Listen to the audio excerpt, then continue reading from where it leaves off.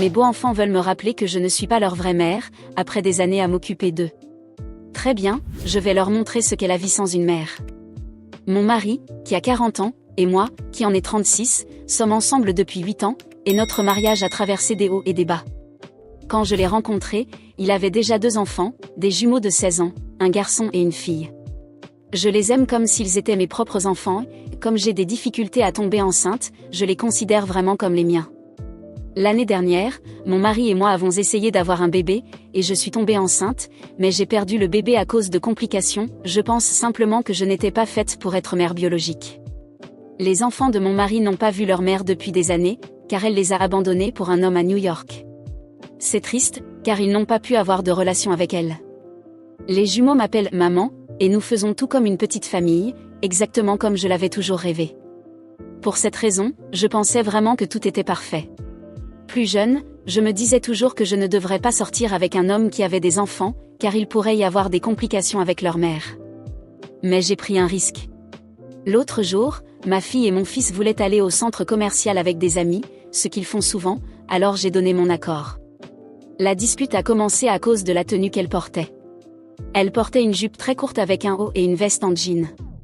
J'ai immédiatement dit non et lui ai demandé de se changer, car je n'étais pas à l'aise qu'elle sorte habillée ainsi. Je ne sais même pas d'où venait cette jupe, car elle me montre toujours ce qu'elle achète au centre commercial. Son frère n'a prêté aucune attention à la tenue et a simplement levé les yeux au ciel. Elle s'est énervée, du haut des escaliers, m'a crié que je n'étais pas sa mère et que je devais arrêter de faire comme si c'était le cas. Son frère a ri, ce qui m'a encore plus blessée. Je lui ai demandé pourquoi cela le faisait rire, et il m'a dit que c'était vrai, que je n'étais pas leur mère, et que je devais arrêter d'agir comme si j'avais l'autorité de leur dire quoi faire. C'était comme une gifle, parce qu'en gros, c'est moi qui les ai élevés, et c'est ainsi que l'on me remercie. Ces derniers mois, ils m'ont dit des choses horribles. Ma fille est même allée jusqu'à dire que c'était de ma faute si j'avais perdu leur demi-frère, et qu'elle était contente que cela se soit produit. Mais, le lendemain, je me suis endurcie. J'ai fait comme si rien ne s'était passé la veille. Habituellement, je les réveillais pour aller à l'école et je préparais le petit déjeuner, mais cette fois, je ne l'ai pas fait. J'ai préparé mon petit déjeuner uniquement pour moi, car, comme ils l'ont dit, je ne suis pas leur mère.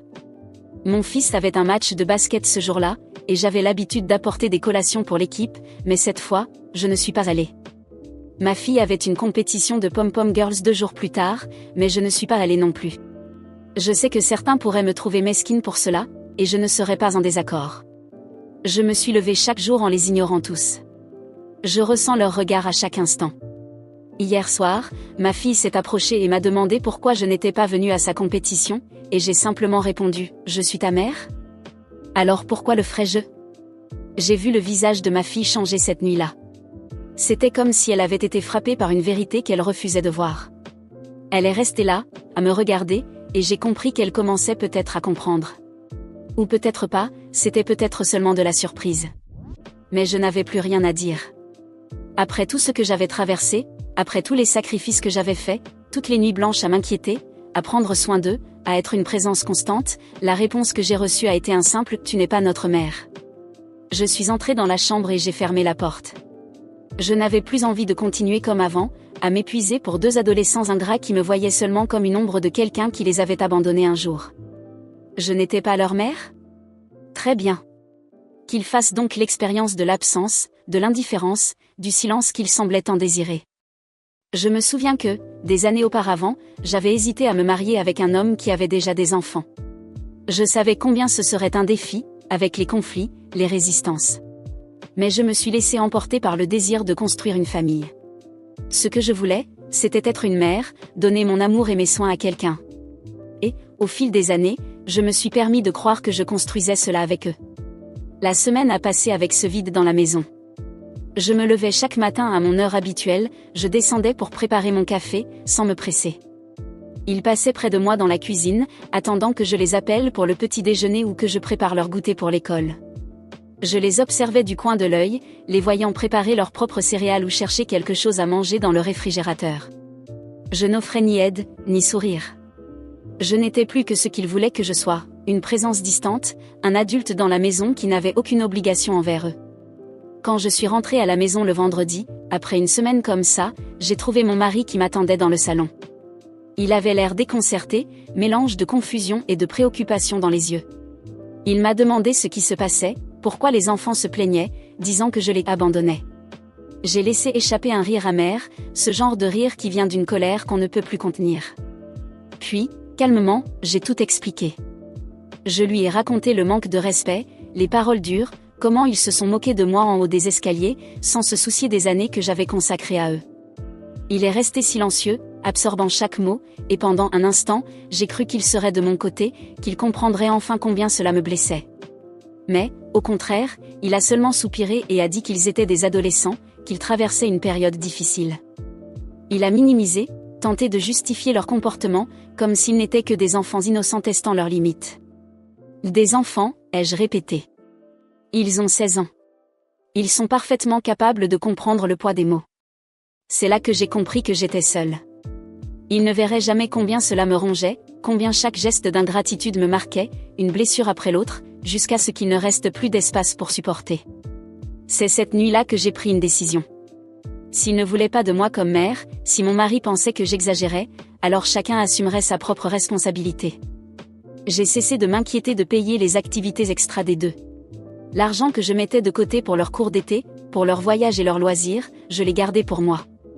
J'ai commencé à prendre soin de moi, à penser à ce que je voulais faire de ma vie, quelque chose que je n'avais pas fait depuis des années, toujours occupée à satisfaire une famille qui, au fond, ne m'avait jamais vraiment considérée comme l'une des leurs.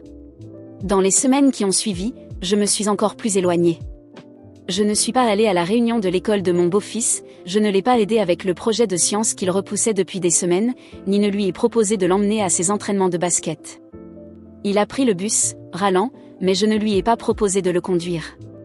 Quant à ma belle-fille, je n'ai plus rien dit sur les vêtements qu'elle portait, même quand je l'ai vue sortir de la maison dans une tenue que je n'aurais jamais approuvée. Peu à peu, j'ai remarqué qu'il ressentait mon absence, mais je ne me suis pas laissée affecter. Jusqu'à ce qu'un jour, mon mari me demande de parler à nouveau. Il m'a dit que les enfants ressentaient le manque de l'ancienne routine, qu'ils étaient confus et que je devais faire un pas en arrière. Je l'ai regardé, incrédule. C'était à moi de céder ? Moi, qui avais été humiliée, méprisée, reléguée au second plan ?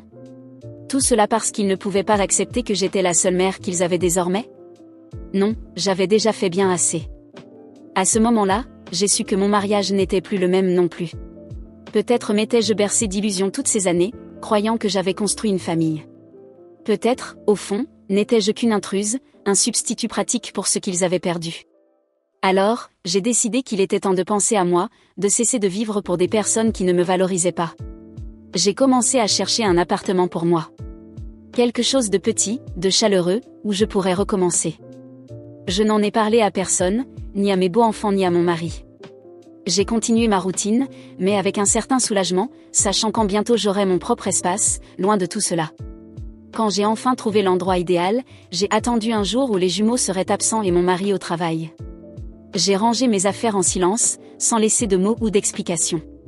C'était la fin d'une époque, et je ne leur devais rien.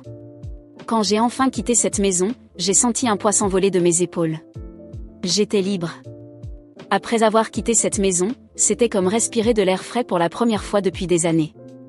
J'ai fermé la porte calmement, sentant le poids de cette vie passée se dissiper à chaque pas. Je n'ai pas regardé en arrière, car il n'y avait plus rien pour moi là-bas. C'était comme si je disais adieu à une prison invisible, dont je ne percevais que maintenant l'étendue. J'ai passé des années à essayer de plaire, de m'insérer dans le moule d'une famille qui ne m'avait jamais vraiment accepté. L'amour que j'ai offert, l'affection que j'ai investie, tout semblait s'être perdu dans un abîme sans fond, et maintenant, j'étais enfin libre. Mais cette liberté avait un goût amer, et il ne suffisait pas de simplement aller de l'avant. Peu importe à quel point j'essayais de me convaincre que le silence était la voie la plus sage, quelque chose en moi criait pour la justice, pour la réparation. Ils avaient joué avec mes sentiments, ignoré tout ce que j'avais fait, et ils allaient s'en sortir indemnes ? Mon mari continuait sa vie comme si rien ne s'était passé, les jumeaux ne ressentaient aucune responsabilité pour leurs mots cruels, et moi, je devrais avancer comme si de rien n'était ? Non. Il fallait qu'ils ressentent un peu du vide qu'ils avaient laissé en moi. Dans la première semaine dans mon nouvel appartement, j'ai commencé à planifier. Ce n'était rien d'impulsif, je savais que cela devait être calculé et patient. Je ne ferais rien d'extrême, bien sûr, mais il y avait d'autres moyens de laisser une empreinte, de leur montrer ce que c'était de perdre quelqu'un qui s'était tant investi pour eux. J'ai commencé par de petites absences. Pendant des années, c'était moi qui m'occupais des finances de la maison, qui organisais chaque détail, payait les factures à temps, veillait aux échéances. La première semaine du mois, j'ai changé tous les mots de passe des comptes bancaires communs, désactivé les notifications et laissé les factures s'accumuler. Je savais que mon mari était désorganisé et qu'il ne s'occupait jamais de ses tâches. Il allait devoir apprendre ce que signifiait gérer le côté moins visible de la vie familiale. Chaque appel de relance qu'il recevait était pour moi une petite victoire silencieuse. Ensuite, j'ai laissé de côté toutes les routines scolaires des jumeaux. Pendant des années, c'était moi qui étais présente, au premier rang, aux réunions, aux événements, qui lisais les messages quotidiens.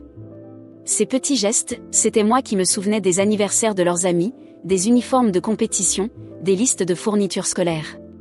J'ai transmis tout cela à leur père, sans préavis. Ils m'appelaient, frustrés, disant qu'ils ne comprenaient pas ce qui se passait, que l'école l'inondait de messages, et que les jumeaux rataient des échéances. Je souriais simplement et lui répondais qu'il avait suffisamment d'expérience pour s'en occuper. Après tout, c'était leur père, non ? Avec le temps, j'ai commencé à ressentir qu'il remarquait mon absence. Mon mari m'envoyait des messages pour me demander de parler, disant que tout était désorganisé sans moi, que les jumeaux ressentaient mon absence, et que la maison n'était plus la même. Une part de moi avait envie de répondre, de voir comment ils se débrouillaient seuls, mais je suis restée ferme dans mon silence. Je les laissais goûter au chaos de leur propre indifférence. Car, au fond, je savais que ce n'était pas seulement la maison qui était désorganisée, c'était toute leur vie, et c'est ce que je voulais qu'ils réalisent. Peu à peu, j'ai appris que la situation devenait insoutenable. Des amis et des collègues me parlaient de l'état de la maison, de comment mon mari semblait à la dérive. Même les jumeaux ont commencé à m'envoyer des messages, essayant de me convaincre de revenir, disant que les choses n'étaient pas si mauvaises que ça et que j'exagérais. Mais je suis restée inébranlable. Ils avaient clairement montré que je n'étais pas nécessaire, et maintenant je ne faisais que montrer ce que cela signifiait. Un jour, ma belle-fille m'a envoyé un long message. Elle disait qu'elle regrettait mes aides pour les devoirs, mes conseils quand elle en avait besoin, et elle s'est excusée pour les choses horribles qu'elle m'avait dites. Elle m'a demandé pardon, mais je savais que ce pardon n'était pas sincère. C'était dicté par la nécessité, par le désespoir de quelqu'un qui ne reconnaît la valeur de ce qu'il a perdu que lorsqu'il se retrouve sans issue. Moi, cependant, j'avais dépassé le point où des excuses superficielles pouvaient m'affecter. Il fallait qu'ils comprennent non seulement ce qu'ils avaient fait, mais aussi les conséquences de leurs actes. Je suis restée ferme dans ma décision. Ce n'est que lorsque mon ex-mari, désespéré, est apparu à la porte de mon appartement, que j'ai décidé qu'il était temps de mettre fin à cette situation une bonne fois pour toutes. Il avait l'air épuisé, comme si les derniers mois avaient drainé toute son énergie. Ses premiers mots étaient un flot confus d'excuses et de justifications.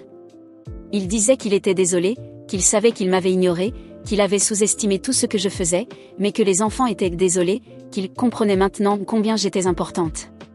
Je l'ai écouté calmement pendant qu'il déversait sa version des faits, essayant désespérément de trouver une solution au désordre dans lequel il se trouvait. Lorsqu'il a terminé, je me suis approchée, l'ai regardé dans les yeux, et lui ai dit, avec la sérénité de quelqu'un qui a enfin trouvé la paix, « Maintenant, tu sais ce que cela signifie de vivre sans moi. » Il m'a regardé, surpris, et j'ai su qu'à cet instant, il comprenait réellement. Il comprenait ce que signifiait être ignoré, dévalorisé, et finalement, perdu. Je lui ai expliqué que je n'avais aucune intention de revenir, que je ne voulais pas reprendre ce rôle de mère et d'épouse dévouée. J'avais compris que tout ce que j'avais donné avait été en vain, et que ma vie, ma paix, valait plus que n'importe quel engagement envers eux. Il est resté sans voix, comme s'il essayait d'absorber la réalité que c'était définitif. Il n'y avait plus de retour en arrière.